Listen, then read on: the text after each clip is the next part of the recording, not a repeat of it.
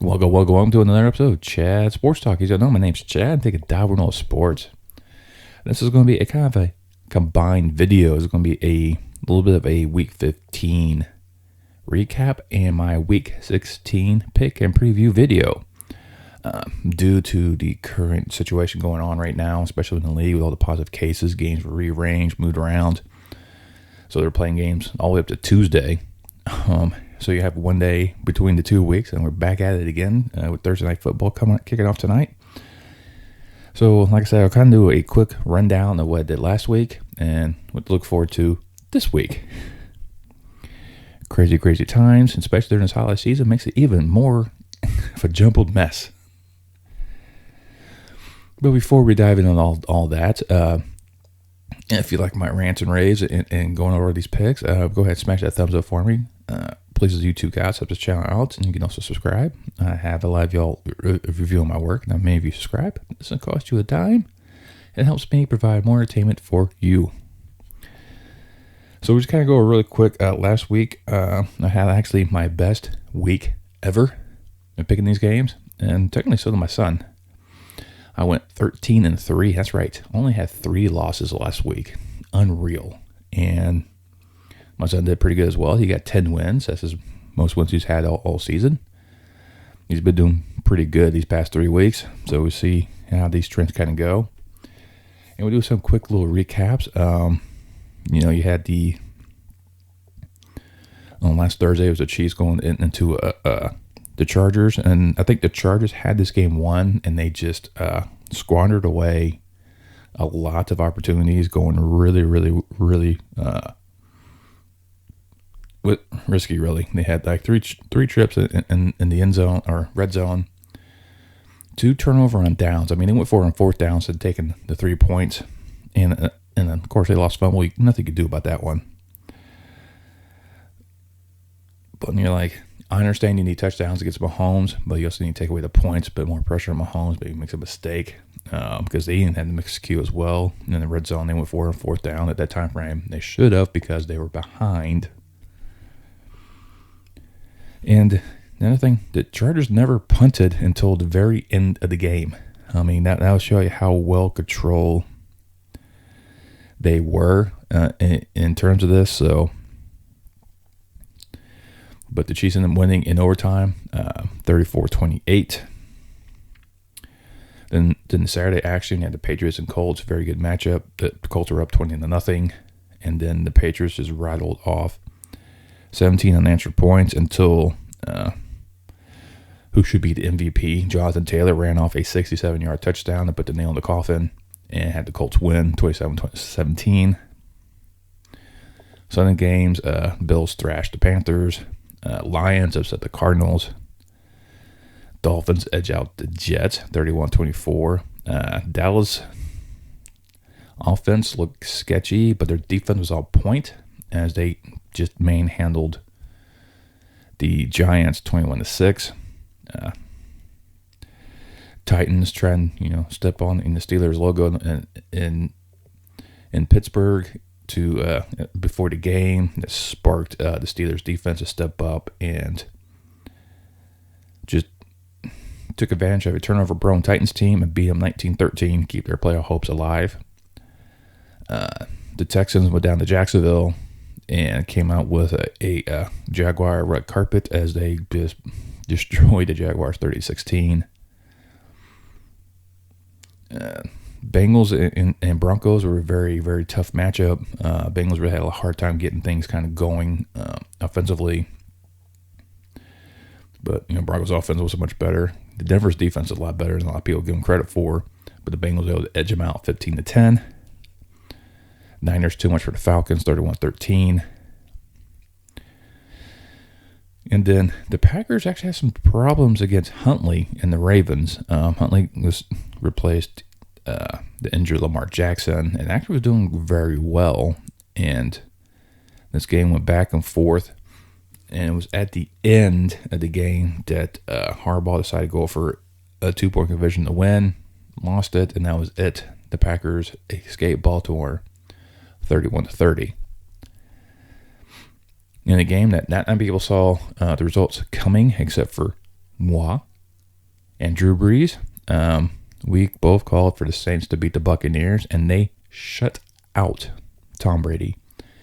They had him stifled. They had him upset. He was destroying the Surface Pros. So they on Tom Brady, once you get him out of his rhythm, he is a terrible, terrible quarterback. But the things that kind of helped was the amount of players that got injured. Godwin's out for the year. Fournette's out. They were just getting decimated at their receiving core, and the guys that were replacing them were not making catches, not being viable targets for Brady, and he was visibly upset. And the Saints couldn't score touchdowns, but they scored their points when they had to, and they, like I said, shut out the Bucs 9-0. And then on Monday, your typical Monday night game was Minnesota-Chicago. I went with Chicago, thinking they could probably do some stuff, but the Bears defense did all they had to do. They stifled the Vikings most of the time, except for when they had short field, and it's a little hard to do that. But the Bears offense was just shoot themselves in the foot. Huge penalties and turnovers as Minnesota knocked off Chicago 17-9, eliminating from the postseason, and hopefully the end of the Nagy era. Now, on Monday, I had a second game, which was a rescheduled game of the Raiders and Browns. It was supposed to play on Saturday. The Browns were just decimated with positive cases, and they're down to the third-string quarterback. And the Raiders struggled, but the Browns defense was still there. Because still has a Clowney and Myles Garrett right there and getting in the backfield, disrupting Derek Carr. And the Vikings defense had a hard time stopping their third-string quarterback for the Browns, as the Browns actually had a lead, 14-13 at the very end. But the Raiders were able to get a last-minute drive and kick a game-winning field goal to escape Cleveland 16-14. And then Tuesday, we had a pair of games that were rescheduled from Sunday. First off, we had the Seahawks and Rams, a big time matchup in the NFC West. And the Rams were just did enough to beat Seattle 20-10. I don't think the Rams weren't looking on that, good in the beginning of the game. I think it was more of a defensive showdown, just trying to get everything back in place. But Kupp and Stafford were on the same page. Kupp set some team records, surpassing Isaac Bruce, which is an all-time great for the Rams organization. So if these two could continue, the Rams could definitely make some noise in the postseason. And then in Washington, they were out. Heineke was out due to positives. So Jalen Hurts was taken over. Early miscues by Philadelphia led to an early 10-0 lead by Washington, but that was it. Philadelphia took control and came back. It was like 20-17 in the end, but Philadelphia scored a touchdown, and Jalen Hurts had 2 TDs, and that was enough for Philadelphia to get past Washington 20-17 and get me to my 13 wins. So now we have to deal with this week's action. And once again, the positives are running rampant through the league, despite other possibilities. I know the Chiefs has Tyreek Hill and Kelce both testing positive. So their status for Sunday's game against the Steelers is in question. Injuries have plagued Tampa Bay, Baltimore. So there's a lot of things kind of taken into consideration. We'll kick off with tonight's action with San Francisco, Tennessee. Tennessee right now is just a team that's kind of going the wrong direction. Ever since losing Derrick Henry, they've lost their identity. They're not able to run the ball. And without a good running attack, Tennessee's offense seems to be sputtering. They're turnover prone. To keep the other teams in it and try to be able to do something. You can't really do that with this good 49ers defense. And then with their Tennessee's defense is actually very good itself, so they're going to give San Francisco a lot of issues. But the Jimmy G, George Kittle connection is going to be rampant again, and I am going to take San Francisco winning in Nashville on Saturday, Christmas Day, Christmas football. Cleveland and Green Bay in Lambeau Field. Oh my! Right now, Baker's still not back. So it hasn't been activated yet from the list. And right now it seems to be Green Bay. Green Bay's got everything going in the right direction. Aaron Rodgers is up to his phenomenal form, part of one of his best years ever. Devontae Adams is his favorite target, and Cleveland. I mean, they got the great defensive line. They got Chubb back in the backfield. The quarterback's in question. But Green Bay's defense is not a defense to take lightly either. I have a feeling Cleveland's going to make this a game. I really do, just because of the defense aspect. But the quarterback is going to keep the Packers in it because he's got like the turnover the ball. And I'll say Green Bay will edge Cleveland at home. Then you get the Colts heading out to the desert, take on the struggling Cardinals right now. Losers are 2 in a row. They're just not themselves. Things are just not right.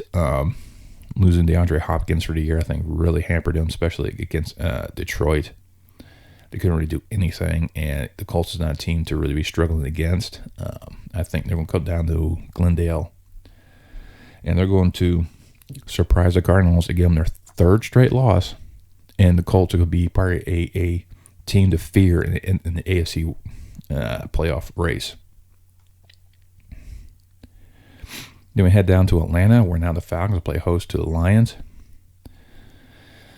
And even though Lions did a surprising thing in beating the Cardinals at home, I think that's it. That's their share of their season. You got 2 wins now. But I think Atlanta's going to be coming out swinging, and they're going to need to rectify their ship, try to get back into that hunt, because right now they're on the outskirts, about ready to get eliminated. So I see Atlanta beating Detroit.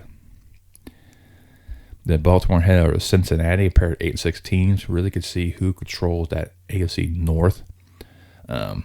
Lamar Jackson's still not quite questionable yet, but Huntley's proven that he's a very good replacement in running this Baltimore offense.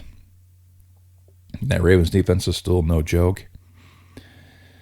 But you also got Cincinnati, who has a dominant offense themselves with Burrow, Chase, Mixon. I mean, that's a triple threat right there. Their defense is also no joke. And I really think that Cincinnati will be able to edge out Baltimore at home, take the commanding lead in the AFC North. Next up, we're going to head to Minneapolis, where the Vikings will play host to the Los Angeles Rams. And the Rams right now are making a good case. I think they're pretty much a lock for the postseason. They have a possibility to take the lead in the West, especially if Arizona loses on Saturday. But Minnesota is just one of these teams you cannot overlook. They find themselves in a lot of games. They've been on the wrong side of a lot of one-score losses. But a sneaky inclination that Minnesota could upset the Rams at home. Right now, the Rams are favored by 3. Like I said, Stafford and Cup connection is going to be on point, but you also got the Cousins and Jefferson connection. Another good duo right there. And you also have Dalvin Cook in the backfield to counter the Rams. So I think if you could get that rushing attack going, that would counter the Rams rushing of Darnold and Von Miller. If you stay away from Ramsey out there in the secondary, you should be Cousins should be pretty good. I do think this is going to be a close game as well. I think it's going to be a 3 points, but I think it's going to be a Vikings victory by 3 instead of a Rams. Then the rematch in Foxborough between the Bills and Patriots after the Gus Bowl transpired in Buffalo, where the Patriots just ran the ball down Buffalo's throat. They just ran and controlled the game, controlled the tempo, and the Buffalo can do anything. The weather won't be much of a factor in this one. Buffalo has struggled since that loss, going 4-4 since their last meeting, and You need to find ways to kind of shore up that defense to prevent the run and try to have Mac Jones beat him in the air, which is, I don't think it's a good option either. But it's just one of these games. I can see this game going either way. I really do, because right now New England's only favored by 2.5. They kind of got exposed last week by the Colts. Don't expect the same results again. But I think Buffalo's going to go into Foxborough looking for some revenge and get back in control of that AFC East to try to dethrone the Patriots. And I'm going to say the Bills will escape New England with a victory, but I probably will lose this one. And you get the Jaguars and Jets going at it. I mean, I'm not going to spend too much time on this one. I mean, you had two phenomenal rookie quarterbacks in pretty much in bad situations. Zach Wilson and Trevor Lawrence. Trevor Lawrence is definitely a better quarterback over Zach Wilson, but right now I was going to give it to the Jets. I think they're a more complete team compared to the Jaguars right now. So this is going to be, this is pretty much a pick'em game, and I'm going with the Jets. They get the Giants going to take on the Eagles in another key NFC East matchup. Philadelphia is looking probably not going to be able to take the divisional title away from the Cowboys. I think that's in Cowboys' control to clinch it, but they're definitely going to make some noise for the playoffs. And right now, that Giants offense is still up in the air. I'll say, Philadelphia is going to knock off the Giants, get to 8-7, and really make that push for the playoffs. Tampa Bay will now head down to Carolina. Tom Brady's not going to be without, like I said, with Fournette and Godwin. So he's got to have some other players really step up. Needs Gronk to be more, be 100% basically. He wasn't last week. Evans, I don't know if he's going to be able to play or not. So it's going to be other players that needs to step up for the role for Tampa Bay. And Carolina is one of these teams that just are a disaster right now. Ever since losing McCaffrey, they've been out. Right now, looks like it'll be a dual threat, a quarterback thing with Newton and Darnold back there. But taking on Tampa Bay's defense, and I think this is going to be the Tampa Bay's defense going to control this game, and the Bucs going to win in Charlotte. And the Chargers are going down to Houston, and it's just going to be too much. I mean, the Chargers are just too much of a powerful team. I think Texas might make some noise here and there, but it's going to be all Chargers all day long. Then the Bears will head up to Seattle. The Bears right now have nothing to lose. They've been eliminated from the playoffs. But that's about it. That Bears defense has really stepped up. Last week, that secondary was decimated and still, did what they had to do to shut down a lot of times the Vikings passing attack. They might be able to do the same thing again with the Seahawks. But as that Bears offense is going to struggle minorly, and it's just